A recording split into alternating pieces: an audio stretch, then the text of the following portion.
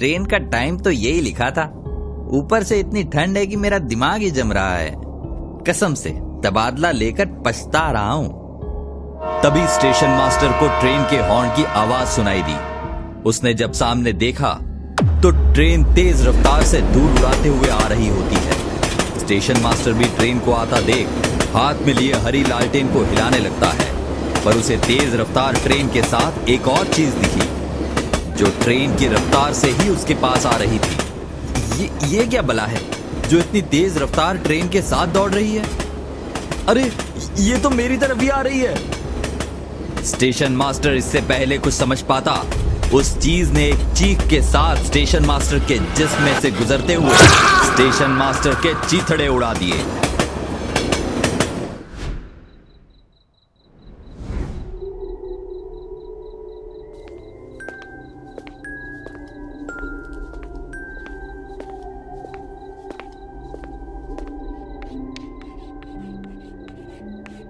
पूरा स्टेशन शमशान की तरह सुनसान पड़ा हुआ है। ना आदमी है और ना कोई परिंदा। बस यही एक इंसान दिखा है। जरा पूछूं तो मेरी ट्रेन किस प्लेटफॉर्म पर आने वाली है?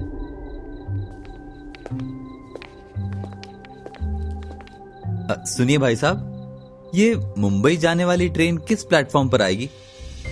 हेलो भाई साहब, आप सुन रहे हैं? कोई जवाब ना आने पर अजय उस शख्स के और करीब गया, लेकिन उसने जो देखा उसे देख उसके पैरों तले जमीन खिसक गई। वो शख्स अपने हाथ को लहूलुहान कर स्टेशन पर लिखे नाम भोजपुर को काटकर उसकी जगह मौतपुर लिख रहा था। भाग जा यहां से, वो आएगी और तेरे जिस्म को भी चीरते हुए निकल जाएगी। अगर अपनी जान प्यारी है तो चला जा यहां से, जा भाग जा। इतना कहकर वो पागल शख्स खुद ही भाग गया कि तभी अजय की पीठ थपथपाते हुए किसी ने कहा, आप कौन और इस वक्त यहां स्टेशन पर क्या कर रहे हैं? एक्चुअली मुझे मुंबई जाना है, ये रही मेरी टिकट। अब मुझे पता नहीं है कि ये ट्रेन किस प्लेटफॉर्म पर आएगी। आप कुछ बता सकते हैं? अच्छा, तो तुम हो वो पहले यात्री जो 24 साल बाद स्टेशन से अपनी ट्रेन पकड़ेगा। 24 साल बाद? ये क्या बोल रहे हैं आप? हाँ, क्योंकि इन 24 सालों में इस स्टेशन पर एक भी ट्रेन नहीं रुकी, और अगर रुकी भी तो उसने किसी को जिंदा नहीं छोड़ा। ऐसा क्या हुआ था 24 साल पहले, और कौन लोगों को जिंदा नहीं छोड़ेंगे? स्टेशन मास्टर साहब, मुझे डर लग रहा है। डरते क्यों हो? उसने अपना इंतकाम ले लिया है, अब वो किसी को नहीं मारेगी।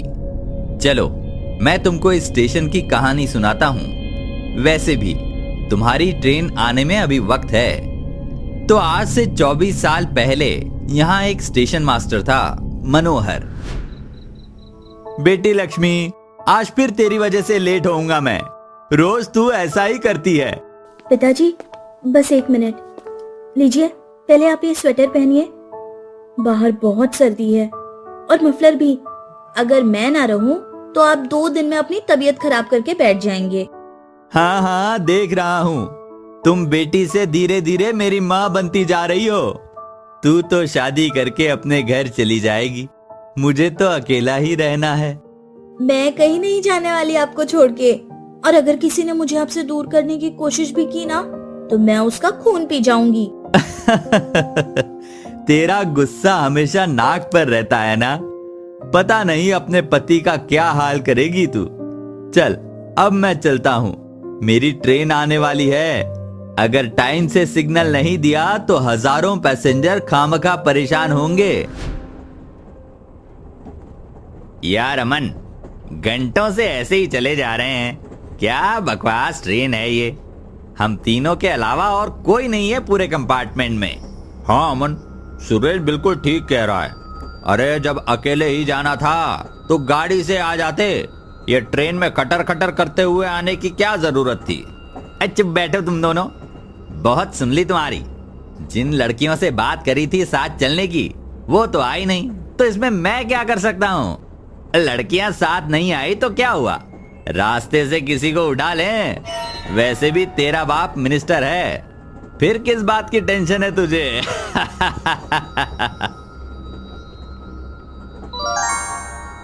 अच्छा रुको, मैं करता हूं कुछ इंतजाम, सबको मजा आएगा।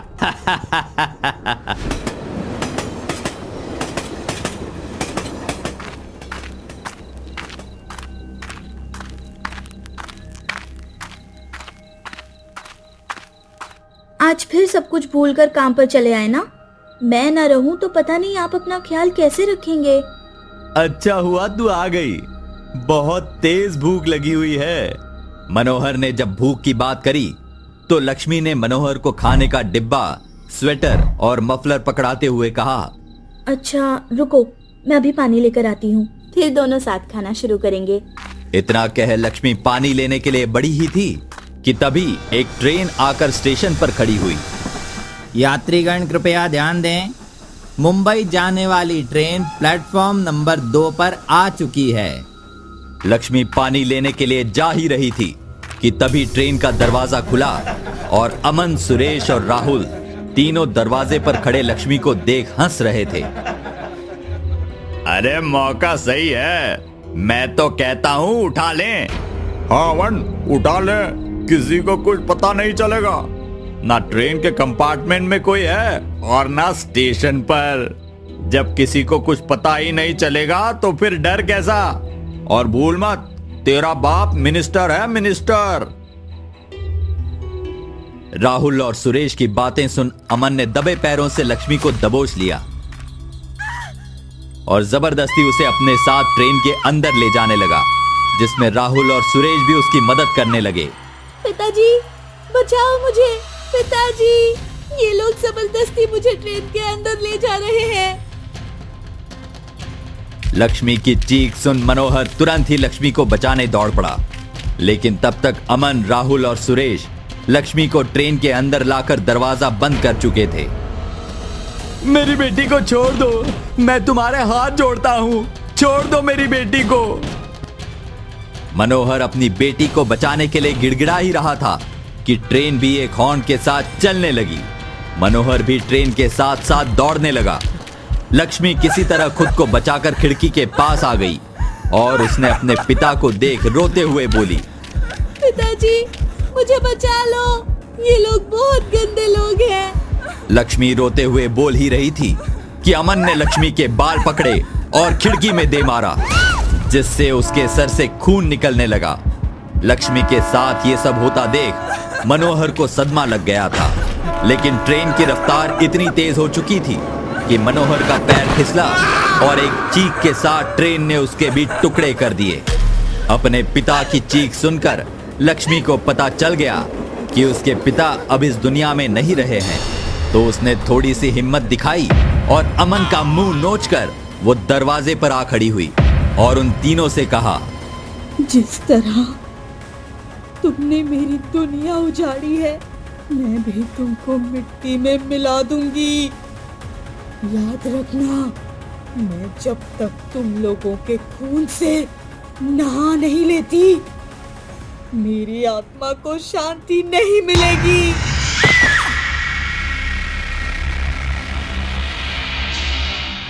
पर आपने तो कहा था कि लक्ष्मी ने अपना बदला ले लिया है।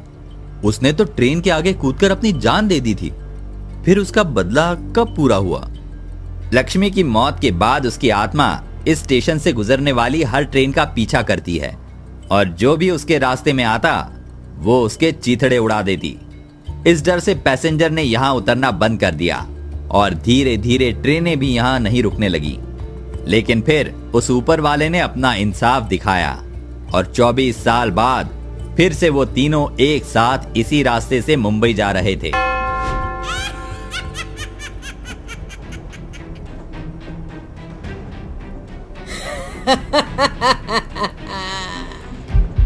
कहा था ना, एक दिन मैं तुम तीनों के खून से नहाऊंगी।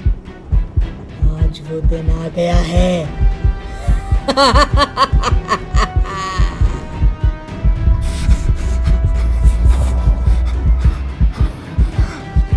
तुमने मुझे बर्बाद कर दिया, मुझसे मेरा सब कुछ छीन लिया। मैं तुम्हें जिंदा नहीं छोड़ूंगी।